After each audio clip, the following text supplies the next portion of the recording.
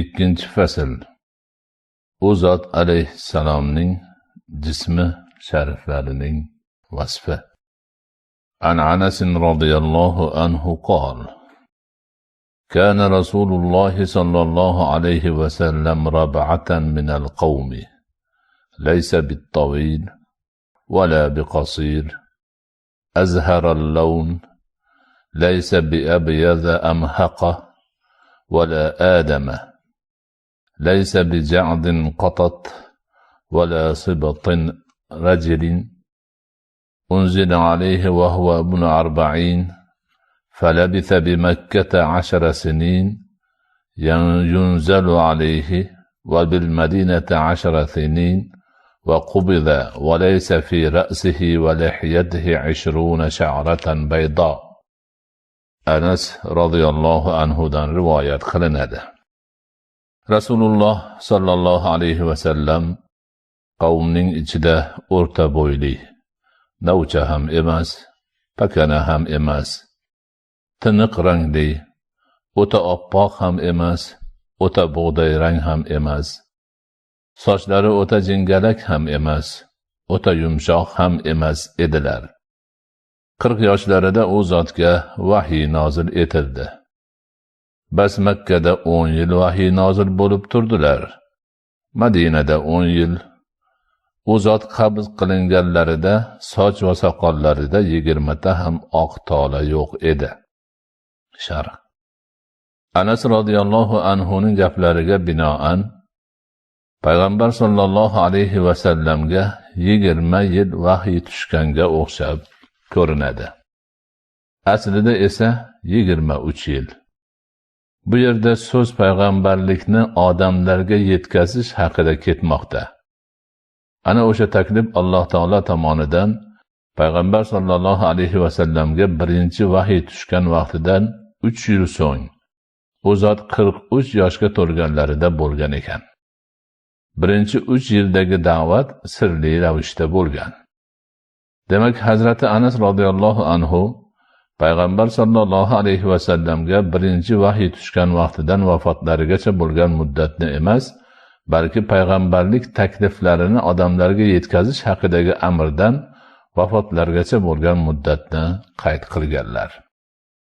Anil Bara'i radhiyallohu anhu qala: كان رسول الله صلى الله عليه وسلم رجلا مربوعا بعيد ما بين المنكبين عظيم الجمة إلى شحمة أذنيه عليه حلة حمراء ما رأيت شيئا قط أحسن منه صلى الله عليه وسلم. رواهما الشيخان والترمذي.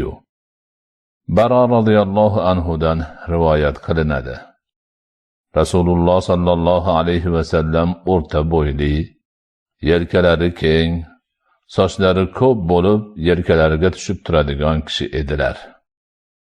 Ustilarida qizil rangli kiyim bo'lar edi. Hech qachon u zot sallallohu alayhi vasallamdan go'zalroq hech narsani ko'rmaganman. Ikkisini ikki shayx va Tirmiziy rivoyat qilgan. Bara radhiyallohu anhu vasf qilayotgan qizil rangli kiyimni Payg'ambar sallallohu alayhi vasallam doimiy kiymaganlar. Ko'proq oq rangli kiyim kiyganlari ma'lum. Bu haqida Libos kitobida batafsil so'z ketgan. Va anhu qol: كان رسول الله صلى الله عليه وسلم أحسن الناس وجها وأحسنه خلقا ليس بالطويل البائن ولا بالقصير. رواه الشيخان. yana o'sha kishidan rivoyat qilinadi. Rasululloh sallallohu alayhi vasallam odamlarning ichida yuzi eng go'zali, xulqi eng go'zali, rosa novcha ham emas, pakana ham emas edilar. Ikki shayx rivoyat qilgan. وسئل البراء رضي الله عنه أكان وجه النبي صلى الله عليه وسلم مثل السيف؟ قال لا، بل مثل القمر. رواه البخاري والترمذي. Bara radhiyallohu anhudan Nabiy sallallohu alayhi va sallamning yuzlari qilichga o'xsharmidi deb so'raldi. U kishi yo'q, to'lin oyga o'xshar edi dedi. Buxoriy va Tirmiziy rivoyat qilgan. An Abi Tufayl radhiyallohu anhu qol: رأيت رسول الله صلى الله عليه وسلم وما على وجه الأرض رجل رآه غيري فقيل له فكيف رأيته؟ قال كان أبيض مليحا مقصدا. رواه مسلم وأبو داود. وفي لفظ له: رأيت رسول الله صلى الله عليه وسلم أبيض مليحا إذا مشى كأنما يهوي في صبب. Abu Tufayl radhiyallohu anhudan rivoyat qilinadi.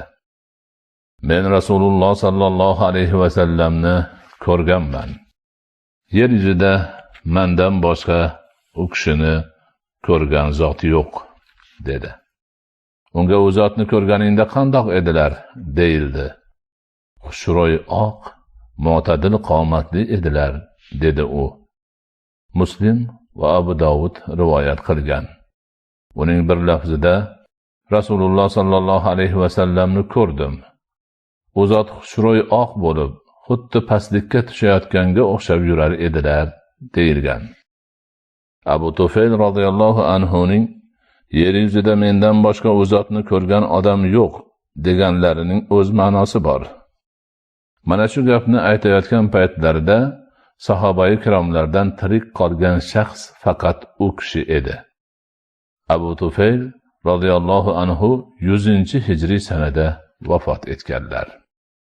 وقال جابر بن سمرة رضي الله عنه: كان رسول الله صلى الله عليه وسلم ضليع الفم أشكل العين منهوس العقبين.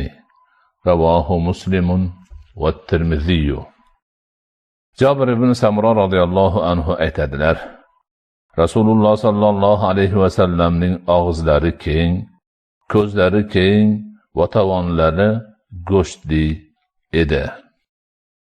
Muslim va Tirmiziy rivoyat qilgan.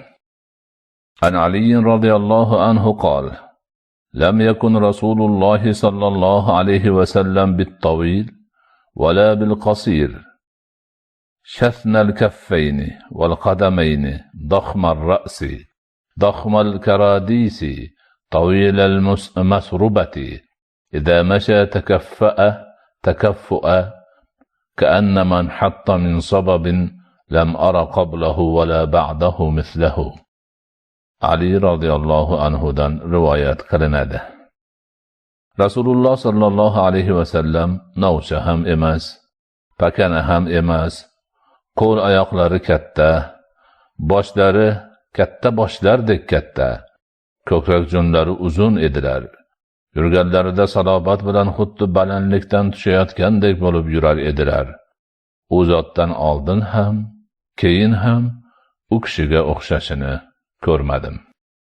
وكان علي رضي الله عنه إذا وصف النبي صلى الله عليه وسلم قال: لم يكن بالطويل الممغت ولا بالقصير المتردد، وكان ربعة من القول، ولم يكن بالجعد القطط ولا بالسبط، ولم يكن بالمطهم ولا بالمكلثم، وكان في الوجه تدوير، أبيض مشربا، إذا مشى تقلع كأنما يمشي في صبب، وإذا التفت معا، بين كتفيه خاتم النبوة وهو خاتم النبيين، أجود الناس كفا، وأشرحهم صدرا، وأصدق الناس لهجة، وألينهم عريكة، وأكرمهم عشرة، من رآه بديهة هابه، ومن خالته معرفة أحبه، يقول ناعته: لم أر قبله ولا بعده مثله. علي رضي الله عنه